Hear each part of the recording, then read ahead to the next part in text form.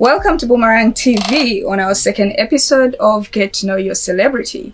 Joining us today is a renowned South Sudanese comedian that has had 2 successful tours in the USA and Australia, and as well the host of the Juba International Comedy Festival, an annual 2-day event that was recently concluded.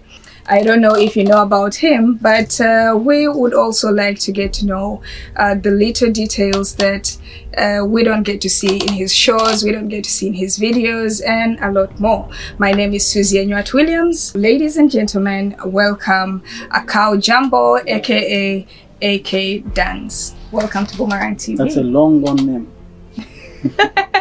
Nobody uses that name anymore. If you got to know your father as a poor man, then he makes money. Do you still look at him as a poor man?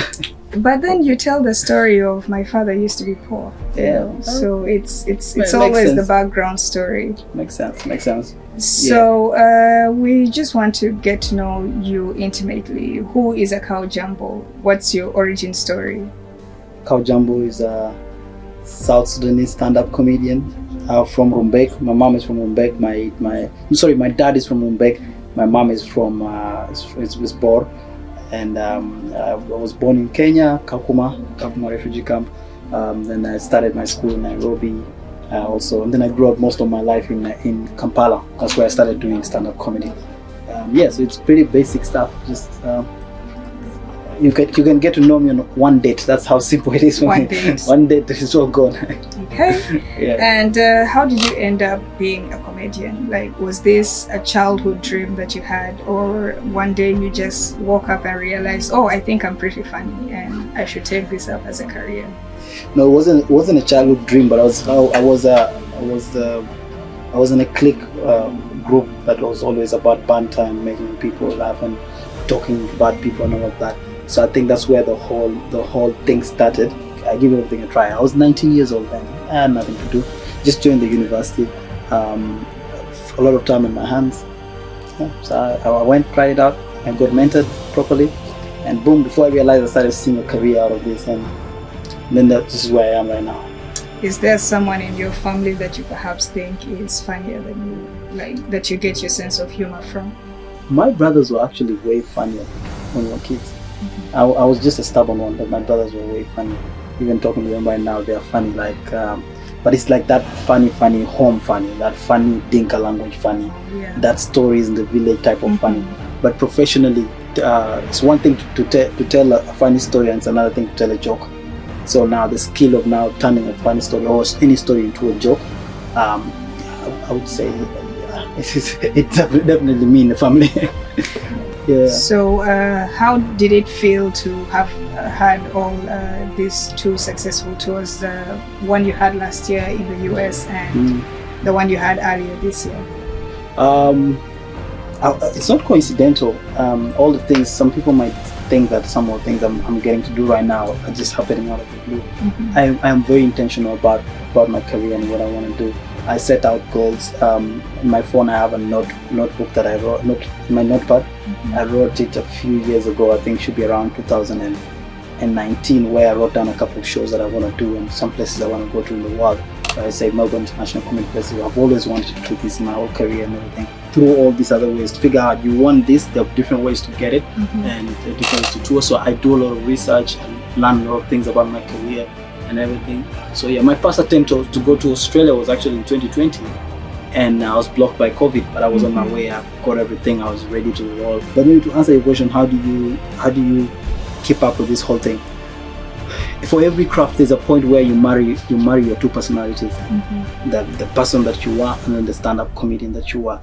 And these are the things. This is one of the things that actually made me rebrand. I used to be called AK Dance, and I always felt like there are 2 personalities. There is that AK Dance brand that is doing comedy, and then there's Akau Jambo who is living the real life and everything.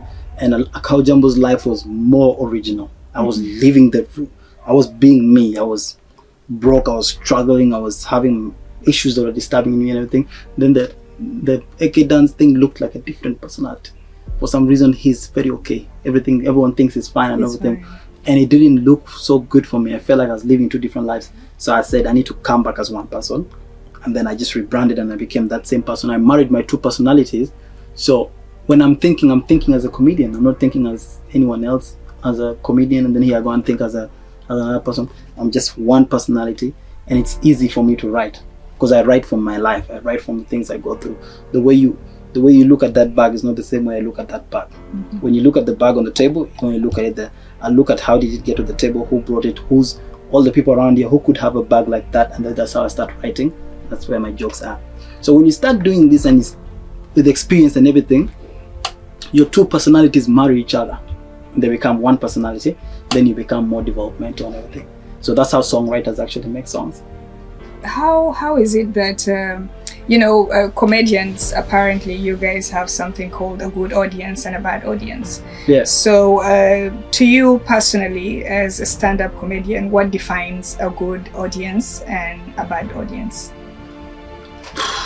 So many things. It's just a job. There's a bad day at work. There's a day you go to work and your boss is not happy, or the people in the office are moody and all of that. It's the same thing. You can go to work, but it's a cold weather, everyone is reserved, or maybe something wrong, really bad happened in the country that week.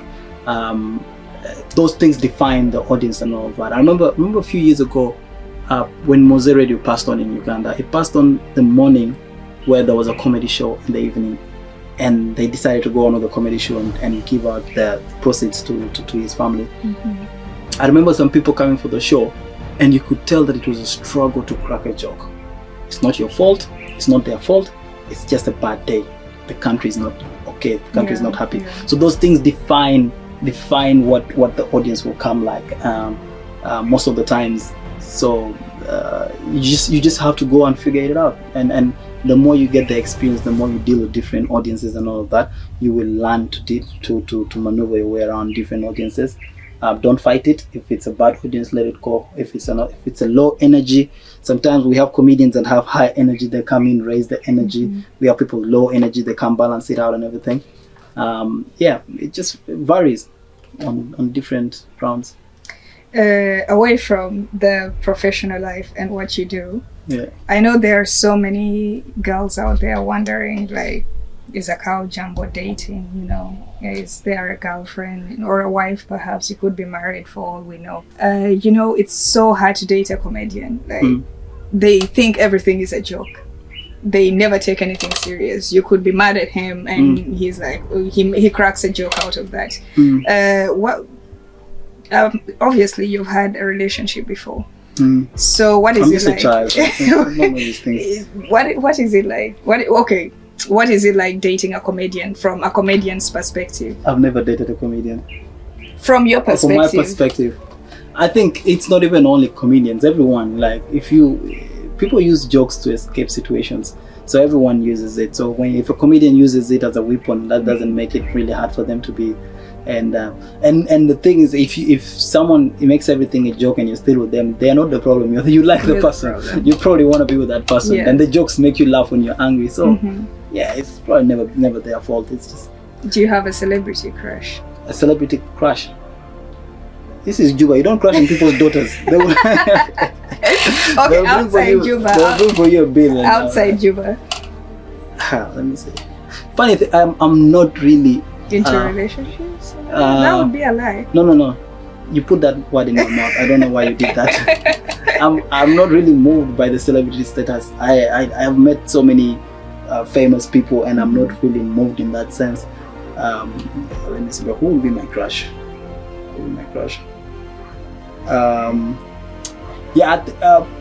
Not to pick one person, but I think there are a lot of beautiful celebrities out there. Nokia is one of them. I think Nokia do amazing. Rihanna used to be there, but she's off the chat now. Why? Because she got married? No, we are angry. We're not happy with that. That's disrespectful to the crushing community. The crushing community. She had to first get approval, but she did not. Anyway, she's off the list. But there's a couple more. Okay. We see that. Although, then there's actually more than on the streets that you see everywhere and everything. But unfortunately, you have on all the streets. Oh, bro, you're driving around, you see a beautiful person, you say, God, thank you for You say, God, your craft has gotten better. Like, it's every year there is someone better. Yeah, and this Juba is a new country. It's a new city. Every year we are importing new people. I don't know where they come from. Almost every week, actually, you see a new person who said, mashallah. A prettier person. You think today you have seen a beautiful woman. Tomorrow it's more very beautiful. Good. Very soon I'm gonna get one of my cousins and put him as immigration officer there. Anyone come in, tell me. Do you have the cows? Do I have the cows? Shall handle. Okay. Okay. Shall handle. These days the cows don't move with 4 legs. They move in terms of Benjamins. Yeah. Okay, Benjamins. So if you have Benjamins, I mean, you're lucky if you get any other woman. Yeah. I know that I've watched a comedy show once, and during the show, the comedian, halfway through the show, it was a stand-up comedy show. Halfway through the show, I think he ran out of jokes. So I heard in the comedy industry, it's called dying on stage. So he ran out of jokes and he was quiet for like a whole minute. Now, being in front of thousands of people, that's quite a loud silence. So is there a time in your career where you had to die on stage, and what did you do if such a thing has ever happened? Dying is not running out of jokes. Dying is the jokes not working. Oh, okay. Yeah, that is dying. You can't be on stage for 1 hour if you don't have a 1 hour show. There's no way you can run out of jokes. Maybe the jokes are not working anymore and you don't know what to do anymore. That's where you like, okay, but that dying, basically, the jokes are there but they're not working, they're not landing. It's a bad timing. Probably it's not a good night for you. It's not a good night. No, you can go die and I can actually come after you and I kill and I make the whole room laugh. It's just a bad day at work, like I told you earlier. Some days are just terrible for other people, and this depends on your level, the level you're in your career. If you're in a very low level, still starting out, you're probably gonna bomb so many times. You're gonna die so many times because you're starting out. Yeah. But when you're a professional, you'll die today, tomorrow you'll get up. It's not a big deal. It's normal things. I've died a couple of times. I can't even count how many times. Can't even remember. How did that make you feel? It depends on where I was in my career. When I was at a young stage in my career, you die, you just want to go home. You want to go maybe revisit your life and do other things and all of that. And then when you go into a pro level of your career, you just die. You're like, yeah, it is what it is. Back up, go to the next show. Like sometimes you're doing like 5-7 shows in one night. You die here, you go to the next show, you kill, die again, go kill. It's not the jokes. It's just it's bad day at work, bad audience, bad whatever, everything. That's normal. But that doesn't mean if you're dying every single day you can say it's a bad day. No, that's a bad whole year at work. but everyone in their career reaches that point where it's called the self-actualization stage, I should say. I think in the pyramid scheme of entrepreneurship is where you can now afford things that don't. But now everyone in their career reaches that point where I know I'm good at what I do, and this is not about bragging or showing off. There should always be a line between those two things. Me saying that I know what I do doesn't mean that I'm bragging. I know for sure that I can sit down and convince myself that this is what I want to do for the rest of my life because I can actually do this. I'm good at it. I'll get better at it and all of that. So if I bomb on stage today, it's not that I'm terrible. It's not that I'm bad at it. No, it's a bad day at work. Because for the last 7 years, I've made thousands and thousands of people laugh. So this one night cannot define those last 7 years and that I've been doing it. So you pick yourself up, go do it again. So of recent, during, actually not recent, but last year's Beledna talk show, Salvador and Churchill were the international headliners of the Beledna talk show. And during Salvador's show, there was a guy that during his time to perform, there was a guy that walked up to him on stage, interrupting, his session.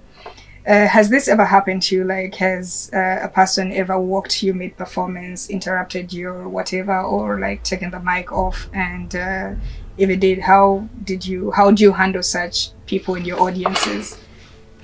It's a very bad habit. It happens in South Sudan here. It's a very bad habit, and that's why I don't really go on so many stages in this country. And like I said, it's not to show off. Everyone has a standard. You know what you do. You know what you expect. And there's some things I need for me to do my job and all of that. There's even in music concerts, there are terrible habits where this artist is on stage, he's here to entertain you, he's here to do his job, he or she are here to do what they do best and everything, and then people go on the stage and they crowd them. This artist doesn't even have space to move, sing, or do anything like that, and everyone else in the back can't see anymore because this artist has been covered up and everything. It's a terrible habit that we have. It's like more of this wedding habit we used to have in Khartoum, where they go around the artists and they do this stuff here. I mean, it's beautiful, it's tradition, love it, but for this type of entertainment, it's not how you do it. People need to learn how to watch music, listen, go to concert, attend concerts. People need to learn how to watch comedy. You're out there praising Burna Boy for being the best performer ever and saying South Sudanese are not the best performers, but you're flooding the stage where they're supposed to perform. Give them the, I mean, I'm not defending them also, they have their own shortcomings, but give them the stage. If you see people, Burna Boy's tours, you see people going all up on stage and doing all that nonsense, there's always like a blockage. If sometimes they let someone in, they bring you in, but they make sure you don't interfere with the show. The show is crafted, the show is written before we even do it. We know how the show is flowing. I know that from 9:05 to 9:25 I'm on stage. That's 20 minutes for me. No one else is getting in. If I need you, I'll bring you in. If I don't need you, let me do my 20 minutes, let me leave. Let me bring someone else.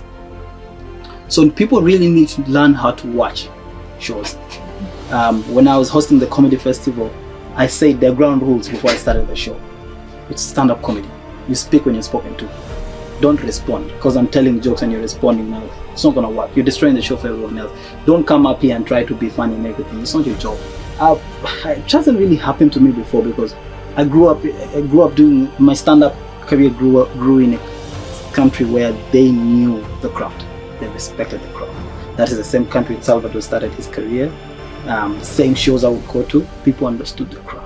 The worst you can get is someone heckling from the audience, saying something to you from the audience. We handle it. We know how to respond. We know how to find our way around professionally and move on. But the issue of stepping up, cutting someone short and everything, no. I also show I used to attend and I saw it happen and I said, I don't go there anymore. You know, we're just winding up and I'm interested, you know, I want to know where you see Akau Jambo in the next 5 years. What's your vision? Yeah, it's a lot of stuff. It's a lot of stuff. I think about them so many times. But but just all I can say is that when just look at anything you see on the TV and you think it's like the greatest hit stages comedians I've ever gone to, and expect me there. That's just the type of person I am. I'm always shooting for that. The biggest comedy clubs in the world, biggest shows, theaters and all of that. That's all. Streaming platforms, everything. I'm really trying to get more into acting right now, like do movies and all of that. Hopefully I get there and everything. But yeah, it's a lot of, if I start unpacking right now, this show won't be enough. What do you want to say to our aspiring young comedians out there, and probably to the entire arts industry in South Sudan? Is there maybe a word of advice, encouragement that you'd like to leave with them? Probably just say you need to be very intentional with what you're doing.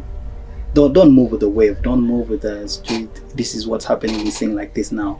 This is what we do. We do this now. Be very intentional where you want to go.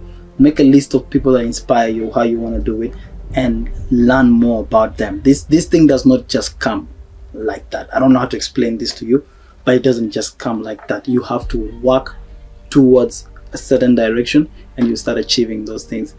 Find a purpose, find a reason why you do it. If you don't have a reason why you do it, you will never wake up. Make sure the reason is strong enough. You'll never wake up every day struggling to get back on your feet. But if you have a strong reason that is very close to your heart, I tell you, you will walk miles to go and do this. And a reason is enough. Reason will always push you. As we sign out, perhaps you would like to let those that are not yet following you on all your social media handles, what your social media handles are. My social media is Akau Jambo, Akau Jambo, Jambo, and it's everywhere. There's no threads different names. Yeah, threads everywhere. Akau Jambo. You can find me everywhere. It's just Akau Jambo. Yeah. Thank you so much for honoring our invitation to Boomerang TV and for as well giving us a little glimpse into what your profession is like.